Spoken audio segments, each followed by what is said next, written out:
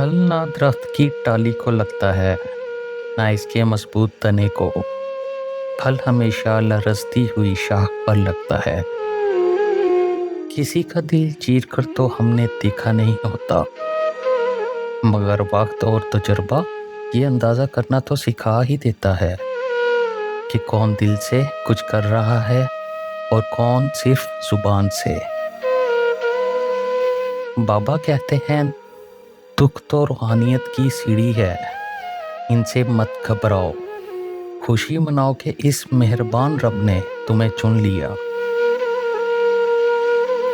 एक दिन हम एक दूसरे को ये सोचकर खो देंगे कि वो याद नहीं करता तो हम उसे क्यों याद करें।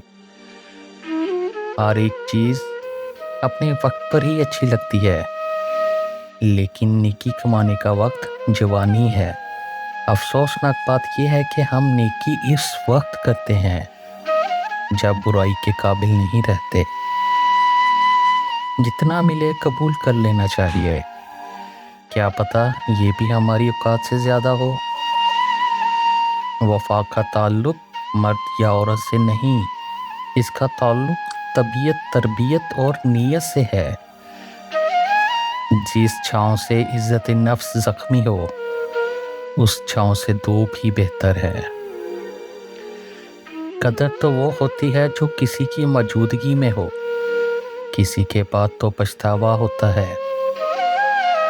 फातिहा लोगों के मरने पर नहीं, एहसास के मरने पर पढ़नी चाहिए, क्योंकि लोग मर जाएं तो सब्र आ जाता है, मगर एहसास मर जाए तो मुआशरा मर जाता है।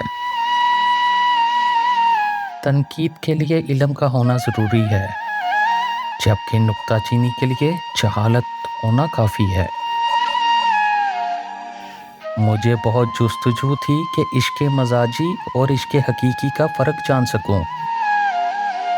एक दिन अब्बा जी ने बताया कि इशफाक, अपनी अना को किसी एक शख्स के सामने ख़त्म करने का नाम इश्क़ मजाजी है, और अपनी अना को सबके सामने ख़त्म करने का नाम इश्क़ हकीकी है।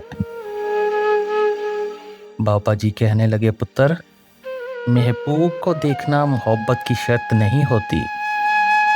कोई बिना देखे अवैस करनी बन जाता है, और कोई पास रहकर भी अब्बू जहल रहता है।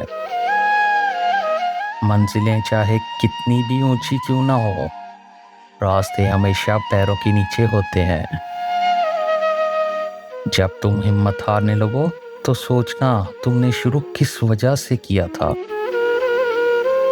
एक शख्स बनकर जियो, बल्कि एक शख्सियत बनकर जियो, क्योंकि शख्स तो मर जाता है पर शख्सियत हमेशा जिंदा रहती है।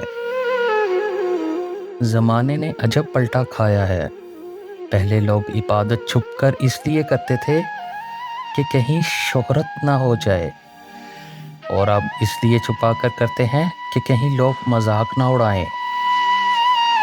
अपनी मसरूफियत का जायज़ा लो, क्योंकि आपकी मसरूफियत गुमराही भी हो सकती है, और आपकी मसरूफियत इबादत भी हो सकती है।